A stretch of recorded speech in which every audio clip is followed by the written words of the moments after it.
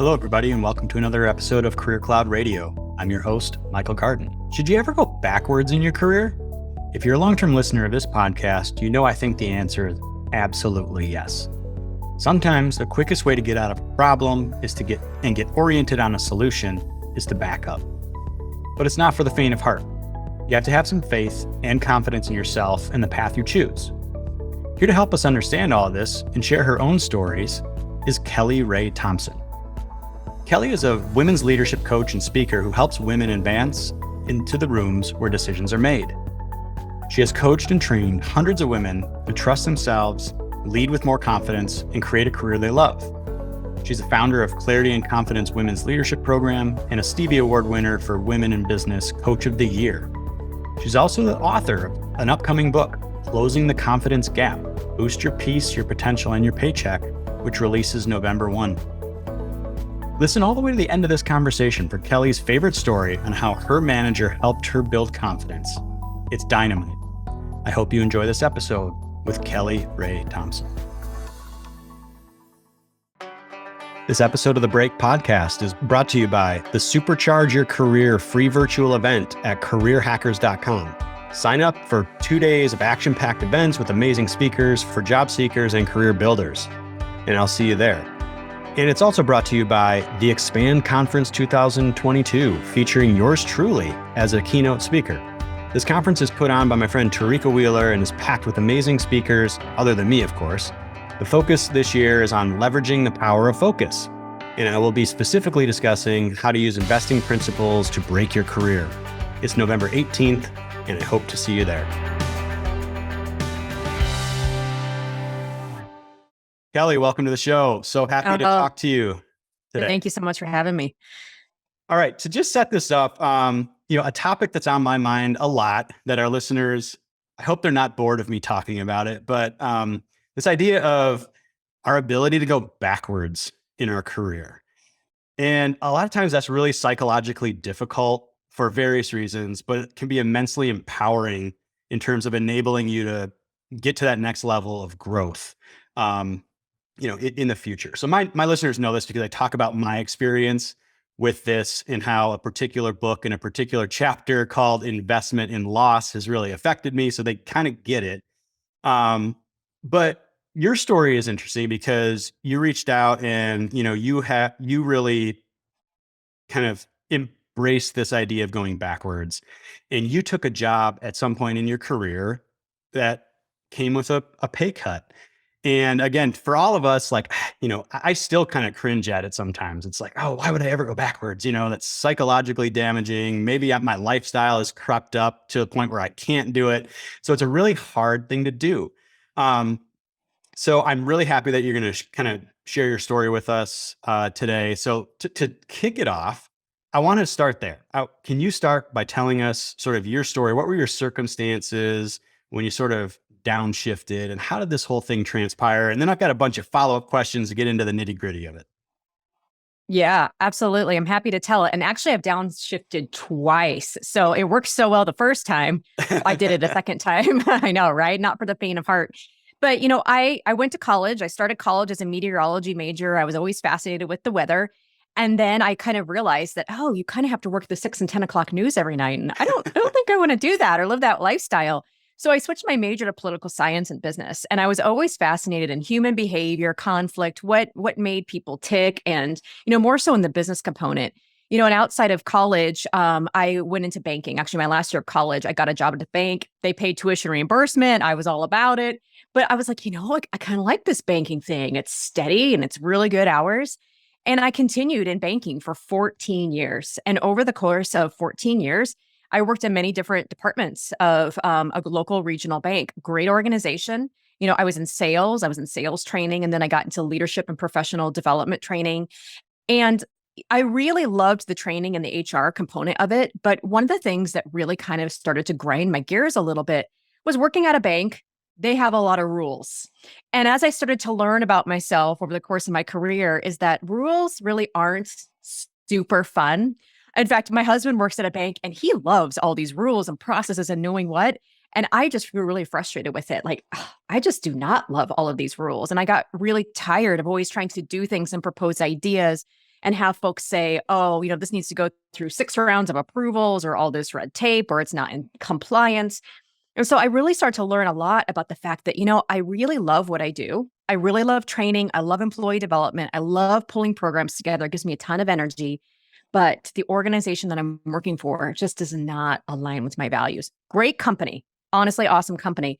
But the way I want to work, move fast, break things, try things, not get 6 rounds of approvals just wasn't for me. So I went out on the job hunt. And, it took about 9 months. I was really conscious and intentional about making sure I was making the right choice and the right move. And I found this organization. It was a technology company and, a lot more flexible, not as many rules. And the job was perfect. It was going to be overseeing HR, overseeing talent management, doing a lot of employee and leadership development. And even just talking about it, like my whole body just got excited. I'm like, yes, this is what I love to do. But the pay was less than what I was making before. I was working for a large organization. I was moving to a smaller company. And so I think when I did the math, it was like a 10 to 15% pay cut. I was going to be making about $10,000 less a year than I had been making. And that was a really big deal, right? Because I think, in modern society, we are often taught like, don't go backwards, right? Just like you were saying, it doesn't make sense to take a pay cut. If you're going to move, you should always be, trying to get a raise or being better than where you were at. But I just kind of did the math and I thought, okay, well, I'm going to be commuting less and I'm going to be paying for parking and doing some other things. But ultimately, like just in my body, I was like, I have to do this work. It was almost like a magnet pulling me where I couldn't not say yes to this job because it was just so perfect in terms of my values and my talents and the way the organization was structured. And so I did, I took a pay cut. But I honestly believe that because I took a pay cut, I found a job that was so aligned with my skills and my talents and my values. Like I loved that job. That job was amazing. I felt like I could show up every single day and do work I loved.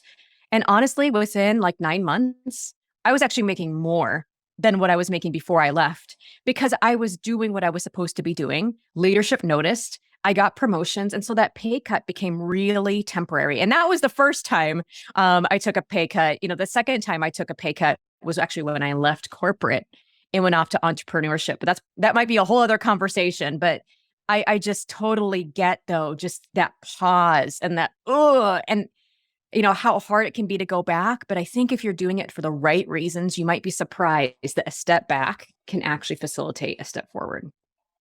All right. So let's stick with this first downshift because I think there's a couple of really interesting things that happened. I mean, number one, so you're 14 years into a career when this happens. I mean, I think in my mind, if you're in your 20s and you want to downshift or take a different path, it's a little bit easier.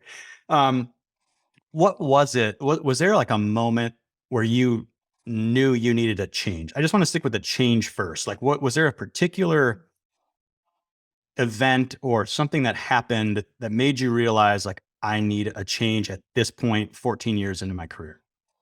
100%. So I was doing training and development work and HR work primarily, and I kept getting bored. I probably was just tired of all the rules. And so opportunity came up in the marketing department. I thought, maybe I'll just try it. Maybe I'm just bored. Maybe I need something new. And this is why I'm so frustrated.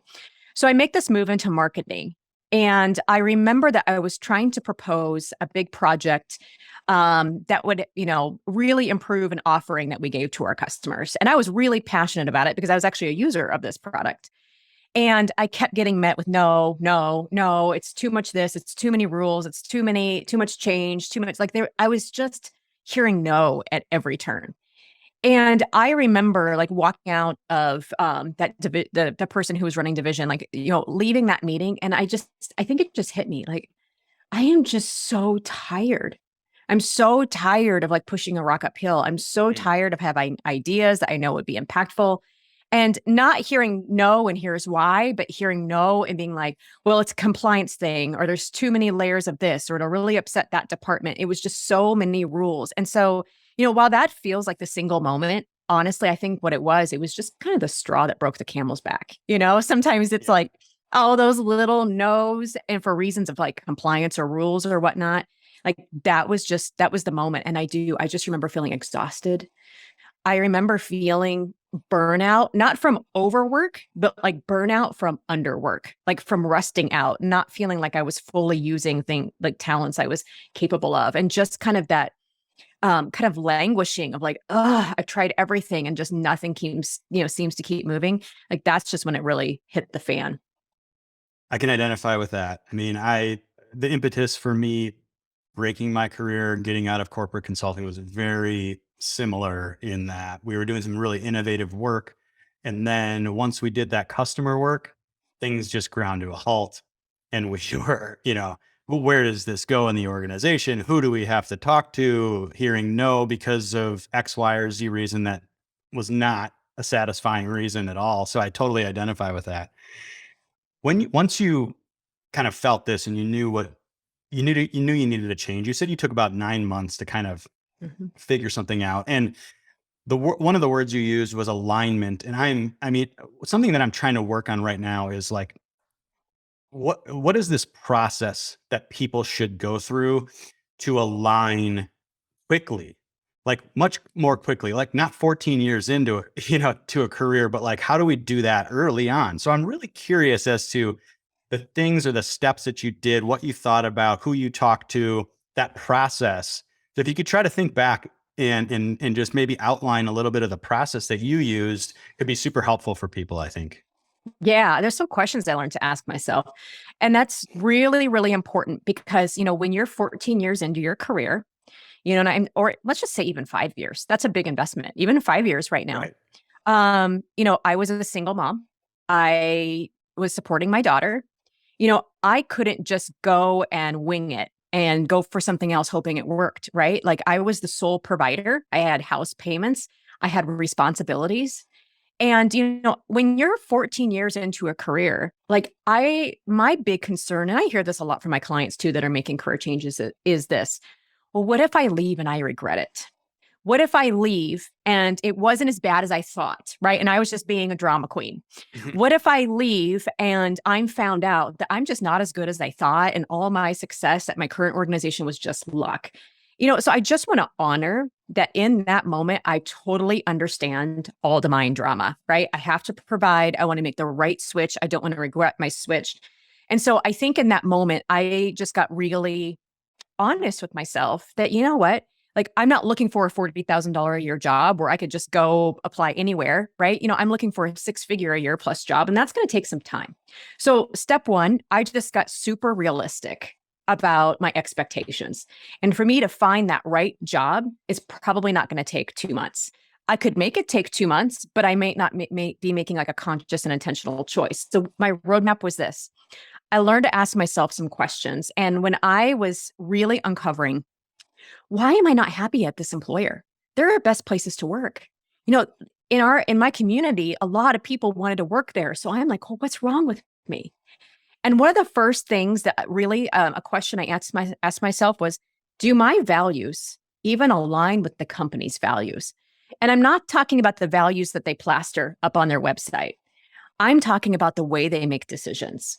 So for instance, I was able to say, okay, well, what are my values? Well, you know what? I probably value creativity because I'm getting really frustrated that I can't be creative. Mhm. One of my other values was respect. It was really important for me to see diversity in the leadership team, and I didn't see it, and that's a respect thing for me.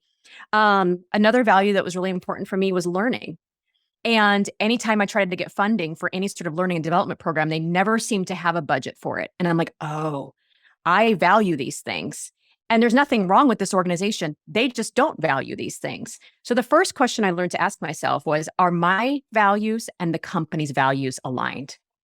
And I became really intentional about in the interview process, asking future employers that, questions about their values.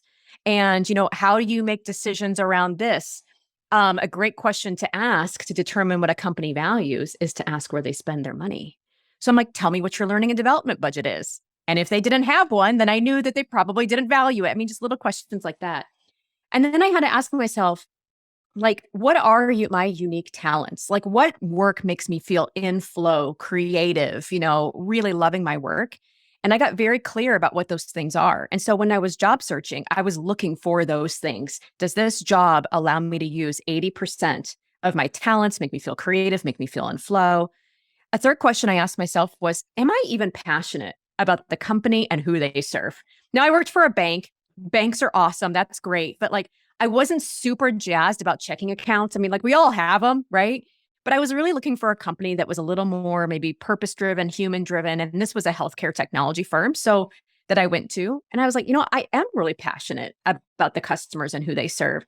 I know I interviewed for an organization that actually had a really amazing role, but they were in like the debt collection industry. So even though the role was amazing, like I just knew like I probably wasn't going to feel super passionate about debt collection.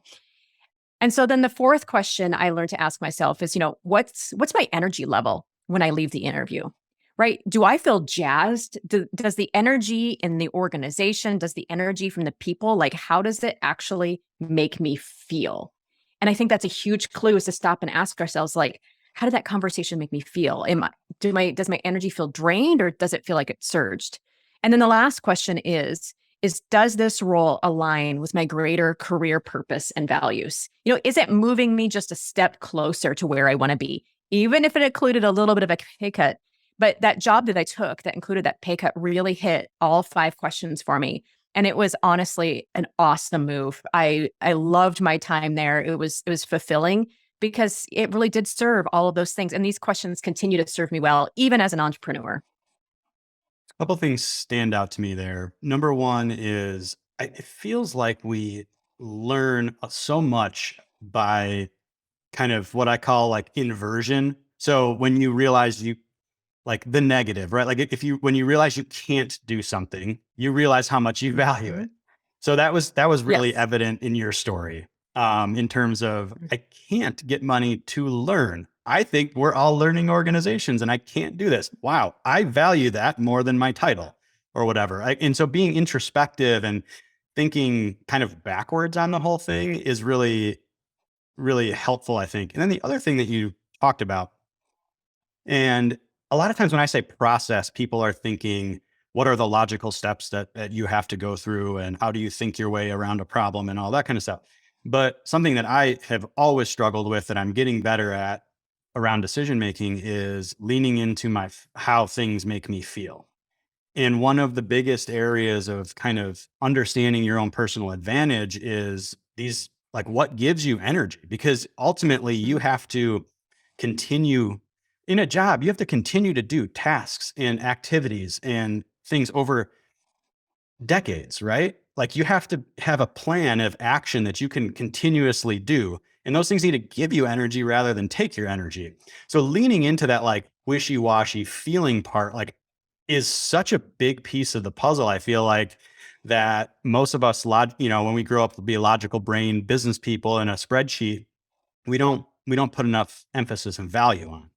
Mhm. So those are the two things that really stood out to me in that whole story. And that can be part of your process. That can be part of your process. It's just tapping Mhm. into it and giving a voice to how you feel and what your energy is there. So that's really, really good stuff. So so you really locked in on the type of work you wanted to do, and we're really clear on that. Then you get the opportunity and it's a pay cut.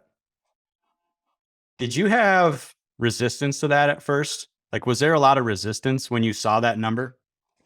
There was, and so I negotiated it. And, when I first saw the number, I was talking with the hiring, she was the owner of the company actually. And she said, Kelli, I know I can't match where you're at right now. This is what I can offer you. And I was just honest and I was like, that is lower. And I said, I recognize that I may have to take a pay cut, but that is lower than I was anticipating. And so I brought in the data. And I think data is always really important. And I mean, you can go to resources like salary.com or opencomp.com, and those sorts of places. And I had some local Bureau of Labor Statistics data, but I just said, hey, here's some data that I found in the local market that says that HR directors or VPs are making about this amount. And so I would really love it if you could take a look to see if we can get a little bit closer. And you know what? I think they really wanted me. And honestly, I really wanted them. And there was a lot of, mutual interest there. And she did. She came back and she got a little closer, but it was still a pay cut. So yeah, I did have the resistance and I still negotiated. But again, going back to just trusting your gut and trusting your energy, like I couldn't not take the job. Like I was so excited about the work that I just had to take it. And I think that's how you know when something's right for you, is because you can look at something. And I love what you said about data and facts and spreadsheet. Hey, I grew up in banking. Like I love me some Excel spreadsheets, right? But you know what? Sometimes you can take all this data on an Excel spreadsheet and it can make sense or not make sense, right? And if you look at it, you might be like, "Ooh, I need to do this." But you know what? Sometimes there's just that thing in your gut that says, "You know what? You can't not do this." Like, I know this says that, but this is right for you. It's like a magnet. You feel pulled. It feels compelling. Jeff Bezos actually recently said that, when he presented the data on Amazon Prime, they didn't want it. They're like, "This doesn't make any sense." But he said, but I was just compelled. I was pulled. My gut just said, yeah, we have to do this Amazon Prime thing. And I think we know how it turned out pretty okay. Yeah. Yeah. Yeah. Very cool. I think like one of the interesting things is there's actually a lot more opportunity out there than I think a lot of people give, I guess, ourselves credit for. And so one of the ways that you know something is right is by seeing it compared to a whole bunch of other options. Like you got to get out there and see things, right? Like you saw and did interviews and you researched and you saw a bunch of, whatever the number was. Let's say it was 100 different jobs. And so you were able to then tap into your feeling that this is a hell yes, it's not a hell no. Mm-hmm. And that's how you actually know. Like you can't actually know on paper, you can't actually know in your mind. You have to, and this is what the greatest investors, in the world do, right? Like they see thousands of investments. The greatest venture capitalists like see 1,000 different companies. They have this data and this track record to match up and compare these things. And when you see that, now you get a feeling and you get a gut and you get an intuition about it. And so I feel like that's how you tap into it and you turn, yeah. And I think the simple heuristic is if it's not a hell yes, it's a hell no. And in this case, for you, it was a hell yes. And you just had to go for it. And I've learned to ask a lot of questions. You asked me earlier about my process. Did I have a process of I apply, I prep for the interview, I scan all the job posts? Yes, I do. We all have a process. What my superpower is, though, is I've just learned to ask the right questions. And when you get really curious and you ask a lot of questions to help you discern what looks right, because a lot of companies, remember, we are never more perfect than on our online dating profiles or on our resume. And so when you're going and you're looking for a job, companies are going to look pretty perfect. They've got a beautiful website and here's all our benefits. And so for me personally, and like with my clients, I'm like, you have to be really good at asking the right questions to help you tease out the things that look right and what is right. And just like you said, that can really start to how they answer those questions can really fuel those gut instincts on, am I liking what I'm hearing? Now that I've teased out some of these little nuances. And is it a hell yes or a heck no? For sure. Yeah, very cool. All right. So you followed a good process. You tapped into what is going to drive you forward energy wise and what the work that you really wanted to do and who you wanted to become. But still to make a change that big, take some level of, confidence. And I'll be honest, like confidence is a thing I've struggled with my whole life, right? Like I think it's so easy, especially now in like the age of social media, to see how, like, just like you were saying, how perfect everybody else is out there and question, am I really that guy or that gal? Can I really do these things? It's a very tough thing. And I've just struggled with it. So I'm doing a ton of work right now, just on how we can better align, with our natural advantages and use those natural advantages creatively to find, our right fit and excel and do well. And obviously all of that kind of rolls into confidence. I mean, what in your view, and you've got a book coming out all about confidence. We're going to talk about that. This is the kind of lead into it. What in your view goes into confidence for people? Mm-hmm. So I think what goes in, maybe the biggest myth is I just have to wait until I feel more confident. And once I feel confident, like I'm waiting for this feeling to happen, then I'll take action. But actually the opposite is true. The actions of confidence come first and the feelings come second. So when I really think about, okay, in this moment, in these career changes, like what are the ingredients that go into this that give me enough oomph to say, I'm going to do something. I'm going to make a change, because you're right, that takes confidence. I think when I really break this down, the first thing is I was totally dissatisfied. And so when people are ready to make a change, a lot of times people don't make changes. So like I've been in unhealthy relationships, and I know they talk about this a lot with people that are in, abusive relationships. Well, why don't they leave? Because there's, kind of a bias in our brains that says, well, the hell I know is better than the hell that I don't know. And I think a lot of times people stay in the wrong job because they're like, yes, it sucks, but at least I know this suck and I can plan on this suck, right? Because what if I go somewhere else and it sucks worse, right? And so like there's this whole ambiguity. But I think, step one, I was so tired of where I was at that almost the ambiguity of leaving the job and doing something new was more appealing to me than where I was at. And so it was like I was craving, like the uncertainty of the future was better than the current reality that I was living. And so that's how I kind of felt that initial pull.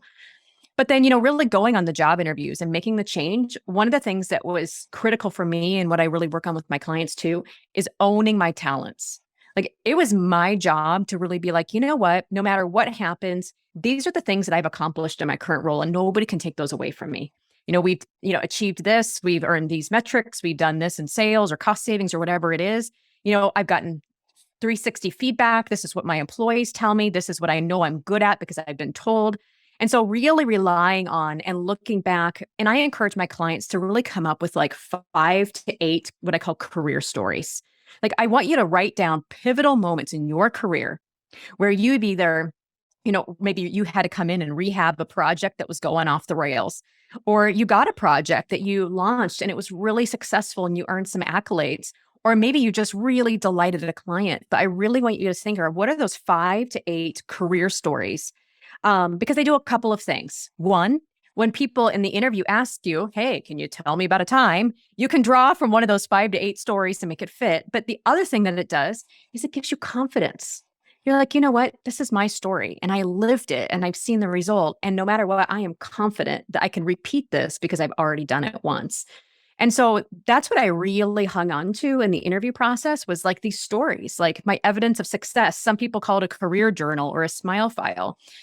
But I will tell you though, once I got hired and I got into the company, I had a whole other wave of imposter syndrome hit. In fact, I remember it was customary in this new organization for the boss, and my boss was the CEO, to take out their new employee on day one for lunch.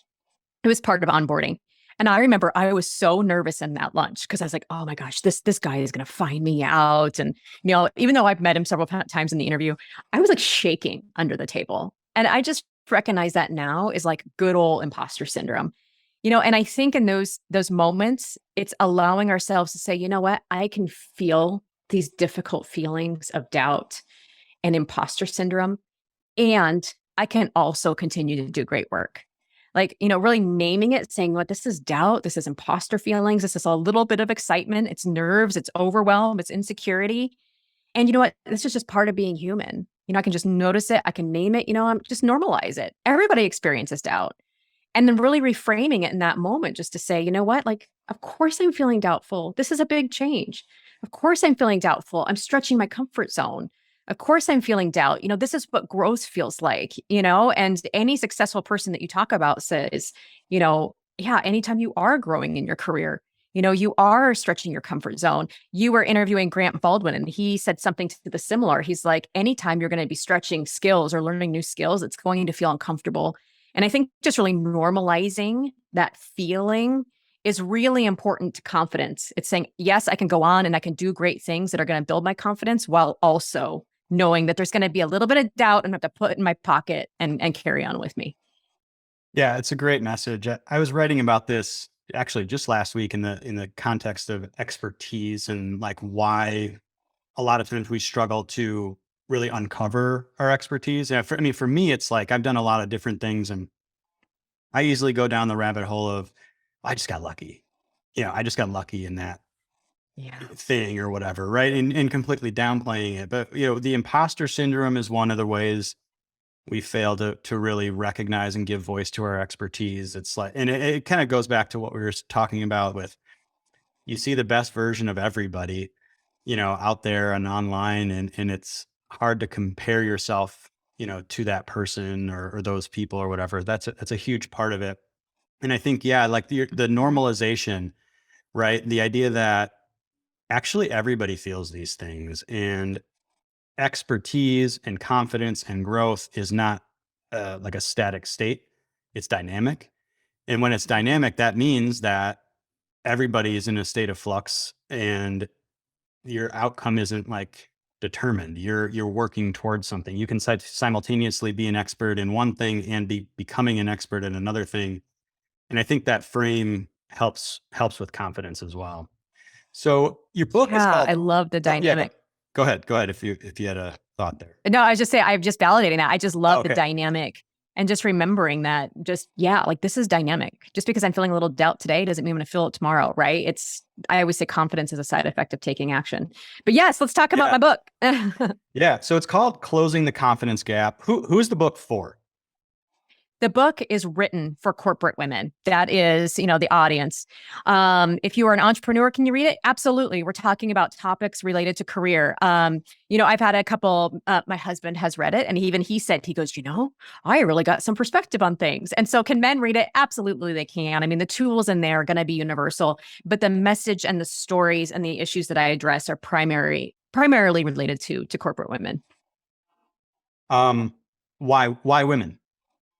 So I really developed a passion for coaching women. I left corporate America. I went off on my own, took a big pay cut. But that was in 2019, and I was doing coaching, doing speaking. As we all know, the pandemic hit, and my business took a huge hit. And through the pandemic, took another pay cut. And I thought, well, gosh, if I literally can't make any less money, what do I really want to do? And I really thought about what was that thing that I always loved to do that honestly I could have conversations about all day long and nobody would pay me. And I always went back to, I loved it when my employees or maybe people in the company would come into my office and they would ask me questions and be seen. How do I develop executive presence? I grew up in finance and tech. And so I was used to being one of the only women in the room. And so I felt like I had that unique perspective of coaching women of what it's like to be in a male dominated industry, to be the only, person that looks like you in the room. And then just some of the, other things that come along with it, in terms of confidence, I don't think I realized how much confidence I truly lacked in corporate America until I went out on my own and I started to get more business coaching and training. And I really learned about, like the confidence that you need to grow your business and ask for money and be a salesperson and price your products. Like you don't do that in corporate. You get paid every 2 weeks, right? And so being an entrepreneur out in the world where I had to constantly be selling and putting out content and pushing the envelope and sharing my ideas in a public forum, I was like, oh, I was too scared to do all of this in corporate. And so it became really clear to me, like, I think a lot of other corporate women would actually benefit from a lot of the tools and the coaching that I learned as an entrepreneur. And I wish I would have had this in corporate. I would have been more effective. I would have spoken up more. I probably would have had more confidence, less imposter syndrome. And so I thought, well, I'm really good at training and development, so I'll just create a class. And so I created the Clarity and Confidence Women's Leadership Program, and corporate women started coming through it. And I started coaching exclusively women. And like, as you can probably see, I'm really excited because it's just, these are the conversations I love to have. I love helping women build the confidence to speak up, to make a career change, to close the gender pay gap and ask for what they deserve, to really help them ditch the unpaid workload of women, which is the extra office tasks sometimes that we get taken on at work, like taking the meeting notes, refilling the printer cartridges, and learning how to say no to those things and really setting some healthy boundaries so they can feel good, not only about their work life, but they can feel good about how they're actually spending their day at work. And so, I just really became endlessly passionate about these topics. And so that's what's all in the book. And that's ultimately why I wrote it, who I wrote it for. Very cool. What are from all of your conversations and research and writing of the book? I mean, what are some of the biggest barriers that women and men are facing when it comes to building confidence? Yeah. So the book is really a both and book. I'm glad you asked me this. The book addresses both the systemic issues in the workplace that impact confidence, while it also recognizes that we can't change systemic issues overnight, like dang it, right? What are some tools that you can use to thrive in spite of these circumstances? And so there's a couple. I would say the first one I really explore is the study of the confidence gap, which came out of Wharton. And basically they had men and women take the standardized test. They didn't tell them how they did on the test, but they were supposed to go advocate to future employers about their performance on the test, how they thought they did. And it's probably not going to surprise you that men had a much easier time advocating. They just haven't been told the messages, maybe that women have had, that advocating and promoting is bragging, and it's just a little bit different. Now I'm using generalities. Not all men have heard that, but this is just what the study revealed. And that women had a really hard time advocating for themselves. But actually, women did a little better on the test. And so what the researchers said is, well, maybe we should just start telling women they did better, and maybe their confidence will follow suit. And actually, what I believe impacts confidence in the workplace today is we don't need to tell women they did better. We need to see more women in the rooms where decisions are made. We need to see more women and people of color and diversity in the most senior leadership teams. Because when we can look up and see people that look like us, whether we're a woman, whether we're a person of color, it's important to see people who look like us, because we see the way they move and they act and they decide, and we see there's room for us. Some of the other things, though, that impact confidence in the workplace too. And, men still feel imposter syndrome. I talk to men all the time who feel it, because I think it's a very normal, yes, and human condition. And lots of times that can just come from taking really big leaps, really big jumps in their career, really big thing. I remember I had men when I was a director of HR who would apply for jobs, not necessarily because they met all the qualifications, but they're like, this job looks awesome. I want to do it. Right. And then they do it and they're like, oh my gosh, I've outkicked my coverage, and so I think really big leaps can cause it. Since this book is really geared towards women, I would say the biggest systemic issues that I see impact women's confidence is taking on unpaid work. Doing the big thing that came out right now is McKinsey and Lean In just released their Women in the Workplace report. And a big thing that's impacting women's well-being is a lot of women lead DEI and employee resource group initiatives. And so this is extra work they're taking on top of their day jobs, but they're not being paid for it. And you know what? Like you said, you often know what you value based on where you get resentful. Like they're feeling resentful. They're doing all this extra work for not a lot of extra pay. It widens the gender pay gap, which there has been research that has shown that when women find out they aren't paid equal to what their male counterparts get, it really affects them psychologically, right? Like, am I not worth it? What's wrong with me? Why is this happening? And so, when I really think about those systemic things that, impact women and women's confidence, it is lack of representation, being asked to do extra work and then not being rewarded for it because they say it's not strategic. And then, the gender pay gap, the lack of representation. For men, I haven't done the interviews and the studies. I have had male clients, but I do see a lot of men struggle with confidence. At that moment, they make a really big leap in their career. And then all of a sudden, they're in charge of making really big systemic decisions. Because all of a sudden now it's like, oh gosh, am I doing this right? There's going to be a lot of people who are going to criticize this decision if it's wrong. And so I really see their confidence get rattled when they do have to make these really big decisions or big changes. Yeah, I think that all of that makes sense. I think there's the external and the internal, right? And something that I don't think we really touched on is like, yeah, what are those internal feelings and issues that drive confidence? What I'm trying to do that bleeds into confidence is get people to, I guess, understand and value their unique sources of advantage as one way to do this. So getting in touch with, what are you really like? Some of the biggest investors in the world today are doing a lot of work in the area of personality to be able to align your personality advantages creatively to get to find success. I think we downplay a lot of times, again, the feeling issue, right? Like what gives me energy? That's a source of advantage. It may not be like a real concrete one.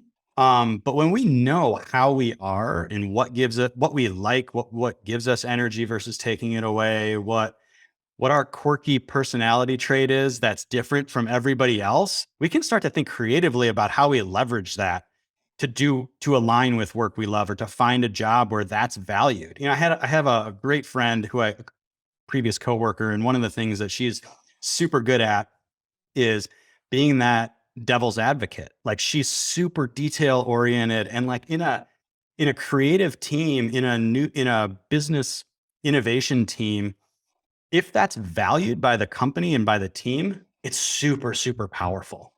But if it's not valued by the team, it's kind of a recipe for a living hell because people Yeah. think that you're just being critical or you're tearing down or whatever. And it's like, no, she is putting in the thought to figure out all the problems ahead of time, like do a pre-mortem on why this will Mhm. be bad or how it can be improved. Right.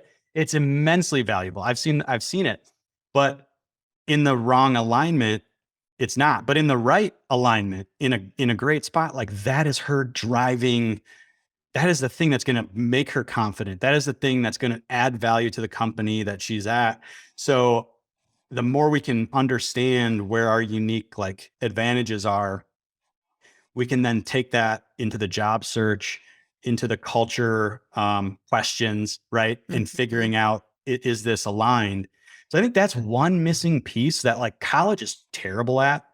Mhm. It's just terrible at like helping us shorten that time period to figure out what we're super good at and where we compete best with Yeah. our natural skills and abilities. So that's something like I'm kind of trying to work on. It's in the realm of confidence. I think all this drives the confidence, which is really interesting. That's why I use so many assessments with my clients. You said it Yeah. beautifully. Like, let's find out our quirks. I use the Enneagram. That's really enlightening in terms of personality. But yeah, owning your talents is the antidote to imposter syndrome. And like, what a perfect example of someone who just owns that. Like, I'm a devil's advocate, and here's how I add value. And owning that, like, that brings confidence. Like, because this is the value that I offer. Doesn't mean she doesn't ever feel doubt. I'm sure she feels doubt, but just that ownership of like, no, this is the value that I offer. Oh, I love that example. So what is the Enneagram? Because I saw that on your website and I admit I kind of glossed over it. I didn't quite get what it was. Tell me about what that is, because it's interesting to me. Yeah. So I've never met a personality test I didn't like. So like the disc. Some people are familiar with the disc. They tell you how you communicate. Some people are familiar with the Myers-Briggs, which tells you if you're Yep. introverted, extroverted, big picture, whatever. I'm an INTJ. The By the Enneagram, way, I am too. I'm exactly an yay. Awesome. INTJ. And so I started like I'm certified in the Myers-Briggs actually, but then I started learning about the Enneagram. And so like if the Myers-Briggs and the disc tells you what you do, the Enneagram tells you why you do it. So the Enneagram is a personality framework of 9 different types, 27 types if you start to factor in subtypes. But it basically says that there are 9 core human motivations. And when we can start to understand what motivates us, let me give you an example. So I'm an Enneagram 5. I am motivated by the need to feel capable and competent. And so a lot of the sources of doubt in my career were times where I probably didn't feel capable or competent, right? Now, someone else, I'll just use another example. An Enneagram 2 is motivated by the need to feel love and approval. And when my Enneagram 2 clients are sensing in their relationships that they don't feel love and approval, guess what? All their confidence goes out the window. So understanding what motivates us makes you go, oh, that's why I'm an INTJ. That's why I'm a D on the disc. It also tells you what the fear is for each type, what each personality type is trying to avoid. So when you know what motivates you and you know how your ego is working in the world and what it's constantly trying to avoid. So I'm constantly trying to avoid people coming in, taking up all my time and energy, trying to avoid depending on other people or not feeling competent. I can go, oh, that's my trigger. And these are the things that trigger me. And when I'm really knowledgeable about that, then I can start to make transformation. And that's why I use the Enneagram with my clients, because it provides like this path for transformation. Like, Myers-Briggs might say, you're an INTJ, good luck. So here's a couple tips. With the Enneagram, it really says, you know what? Yes, you are this number. And, here's your path out of it. Here's some growth that you can do. Here's what you look like as your highest self. Here's how you can move out of ego and into your most essential self. And so that would be a whole nother podcast, but it's really transformational in terms of confidence, because it can often tell us, like, what are some of these trigger points that are probably going to be really killing to your confidence? Learn something every day. I love it. We have on Career Cloud, we have a post on best personality tests. I think I'm going to have to add that to the list and update that. And I'm going to have to take one myself, I feel like, because I like the offshoot there. Yeah, personality tests are powerful and for specific things about and figuring out who you are, how you work, what you like, all of those things. So I'm a big believer in them as well. I've got one more question before our rapid close. What role does leadership do leaders and coaches have in helping people with confidence? So you've kind of talked about as a coach, what you do, but maybe start with like, I'm thinking about a manager in an organization that's responsible for 20 people. And what is that person's role in developing confidence with people that work with them? Let me tell you about a story about my favorite leader who crushed it. I believe, just as a summary, that the leaders who know how to develop confidence are the ones that are the best delegator and the ones that actually allow people to take action. Because remember, actions of confidence come first, feelings come second.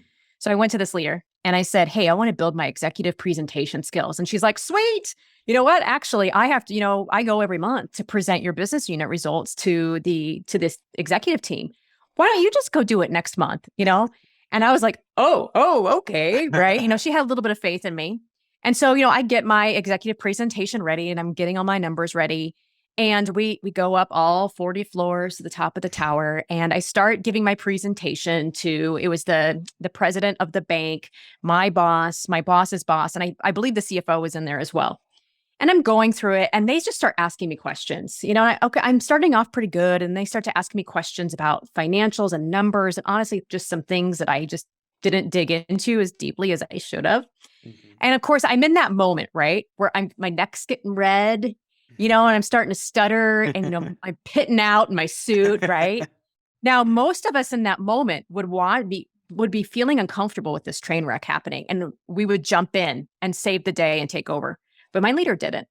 She just sat back and she just let me answer the questions. And the only time she answered questions was when they would turn and ask her directly the question. And I remember we completed this and, we walk into the elevator, the doors close and we start going down. And she goes, so how do you think that went? And I was like, oh my God, it went terrible. And, they asked me all these questions and I stuttered and I wasn't prepared. And she's like, I noticed that too. And she goes, well, what do you think you're going to do differently the next time you have to present this? I was like, oh God, right? So I started thinking of all the things. And she said, why don't you go talk to somebody who's really good at presenting numbers? Why don't you find out what their tactics are, weave it into your approach, and let me know what you're going to do next month when you do this again? And I was like, oh my God. And so a lot of people might think, oh my gosh, this leader is terrible. She just let Kelli commit like a slow form of career death. But actually that's untrue. And I actually want more leaders to do this because she actually did a couple of brilliant things. One, I asked her for the development opportunity and she delivered. Number two, she prepped them. They knew it was my first time. Like I did not commit career death. She even told me later, she goes, Kelli, they were having a little fun with you. Like they were, like they knew they were asking you some tough questions that you probably wouldn't know the answers to, So of course she kind of let me off the hook a little bit that way. But you know what? She delegated the opportunity. And she let me take on the opportunity. And when things got tough, what do we do as parents and as leaders? When we see people struggle or we see people not do things the way we would do them, we jump in and take that over. You will not load the dishwasher that way. I will come in and I will take this, And I think as leaders, we need to be really cognizant of like recognizing, nope, I need to start delegating low stakes tasks. And allow them to make mistakes, allow them to get into the actions because it's this repetition, right?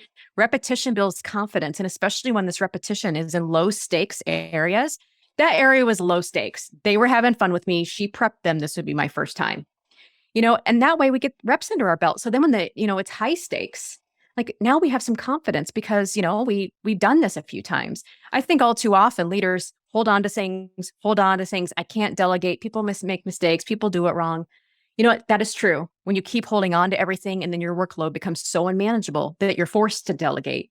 And now you're delegating in these really high stakes situations where people can't make mistakes. So as a leader, I really can't say it enough. Give your people opportunities to take on work, make mistakes, stand back when they mess up, allow them to mess up and coach them through the learning instead of jumping in and taking over. Because when you take over, two people lose confidence. The employee, they learn they never really have to get that good because you'll jump in and save the day. But the manager loses confidence too because they're overworked, they're burnt out, and they believe they have this team that's not capable of anything. Oh, it's a fantastic story. I'm glad I asked that question because that was just gold. I love it. I'm gonna move to our rapid close questions, which I think you saw a little bit ago. So just give me your answer right off the cuff, and then we'll get into where people can find more about you. So, is there a recent author, thought leader, influencer, that you've really come across in the, recent past here that's really caught your attention and that you're paying attention to? Yeah, so this summer I've been falling in love with Jenny Blake. So Jenny Blake is the author of Pivot and Free Time. She runs podcasts by that same name, and I really loved her because of her free time principles. Like, if you know anything about an Enneagram 5, you know that I am probably trying to do the most amount of work with the least amount of time in my schedule. And so she's been great for me as an entrepreneur to really claim, like, what is the schedule that I actually want to work? And how can I automate things, outsource things, delegate things so that I'm working the amount of work that I want to? Because I don't buy into hustle culture. I'm all about making good money on a minimal amount of hours. And so she's been an awesome resource. Excellent. What book are you reading right now or have read recently that's made a big impact on you? Well, I already said Free Time, so I'll give you another one. The book that I have just loved in the last year or so is My Life in Full by Indra Nooyi. Indra Nooyi was the former CEO of Pepsi, and her book is just vivid with stories about her growing up in India and how she got here and just the leadership lessons in that book. Oh, I'm getting goosebumps just talking about it. The storytelling, the leadership lessons, how she moved through Pepsi and accelerated through the ranks is a really inspiring read, I think, for any leader or career changer too. Excellent.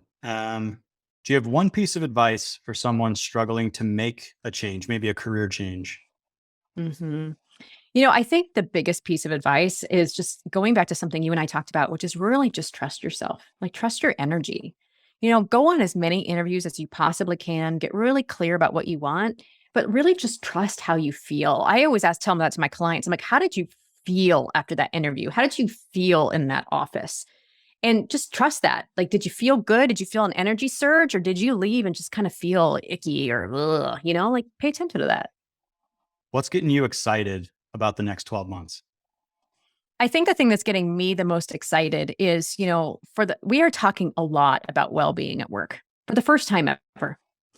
And I love this conversation about, making work more humane, making work more diverse. What do people want from work? And selfishly, what I'm even really excited about too is I think employers are even kind of waking up to this, like, where and when do people want to work? Like, that's been the biggest benefit of my entrepreneurship career is I can work when and where I want. And I've never been more productive in my life. And so I'm just so glad that we're having these conversations. And I'm really excited to see where we're going to be in the next 12 months. Awesome. So your book, Closing the Confidence Gap, it's on pre-order right now at Amazon, right? And it's officially launches November 1st. Is that right? Yes. Okay. So excellent. I'm not sure if we're going to get this launched before November 1st or after, but it'll be close. Either way. So go pick it up and go check it out. The Confidence Gap. Where can people find you online if they want to engage with you, learn more about you, or check out all the other great work that you do? Yeah, sounds good. You can find me at kelliraethompson.com. I'm Kelli with an I and then RAE. And then the other two places I love to hang out are Instagram. I'm at Instagram. My handle is Kelli Rae Thompson. And I'm over on LinkedIn as well, which is LinkedIn/Kelli Rae Thompson. And yeah, send me a DM about your career change, or like, let me know your Enneagram type. We can geek out for a little bit, whatever they want to know. Excellent. We'll make sure we have links to all of that in the show notes, everything that you talked about, the books, the influencers, all of that kind of good stuff we'll have links to. Kelli, thanks so much for being here. I learned a lot, and I think our audience did as well. Appreciate you being here. Awesome. Thanks so much for having me. Yeah, I appreciate it.